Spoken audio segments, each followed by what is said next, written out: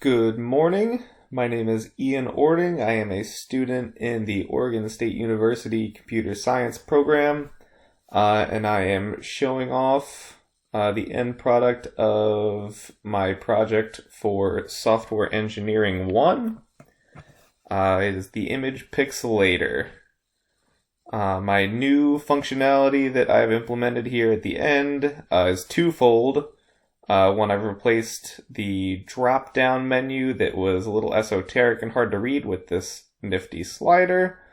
That will become apparent, or I will show off that functionality in a minute, as well as the more info modal, which is, we will go over what info that imparts when it is pertinent, but for right now, let's pixelate an image. First and foremost, as has been the case, this is the most straightforward way to interact with the app is just entering a straight up image URL. Let's just go to Wikipedia, see what's here. This boat. Why not? Copy image address, hop back here, paste that. And then let's do about that much pixelating. Click results. There she goes. And we can even do that again with the same image. Pixelate it higher and see how that looks. That's even, it becomes a little unrecognizable. It's a smaller photo than I was anticipating, honestly, and let's go minimum level. Not quite minimum, but a little less. And you can see that that slider is pretty intuitively letting me know about how obfuscated the image is going to be when it gets spat out on the other end. Working like a charm. Okay. The second part of this project is the search term entry bar.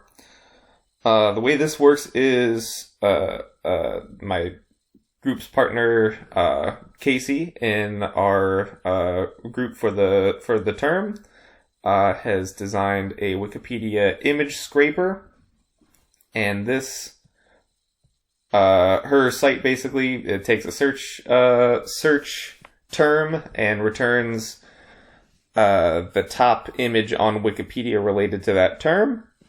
And this bar basically acts the same way. It sends this search term to her app via API, an HTTP request, and her app sends back the image URL of that top image that it would be receiving anyway. So let's do that with let's say a tree. Why not? Oh, I should note, this is where the more info comes in. My apologies. Because this just says that that's the most obvious way to use it. And then the search bar requires being connected via VPN to the Oregon State University servers. And that is just a necessity of how it is being hosted. Luckily, I am connected via VPN, so we can use it. Let's do tree. See what we got. So that automatically populated the image URL bar with, I'm going to double check that it has something related to tree in here to make sure that it worked. Ash tree, there we go, cool. Let's pop it right here or something. See results. There's the old tree. There's the new tree. You can barely even tell. Which is the point.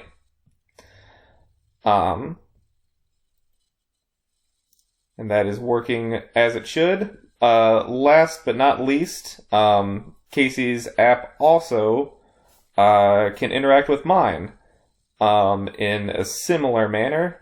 Let's pop over to hers. This is hers. Let's do the same tree. And basically the way this works is it uses the scraper to find the image in the image URL and then sends that to my app via API, and then that automatically pixelates that image and then sends the URL to the new image right on back. Well, 2 for 1. Let's go here and hit submit. It says, note the pixelation might take a few seconds, but it didn't take that long at all. That's great. Sometimes it takes a little longer. Today it did not. This is her app working as it should. That's great. And that is basically the full functionality of my Pixelator app. Thank you for listening and watching. Hope it was informative, and I hope you have a great day. Thank you so much.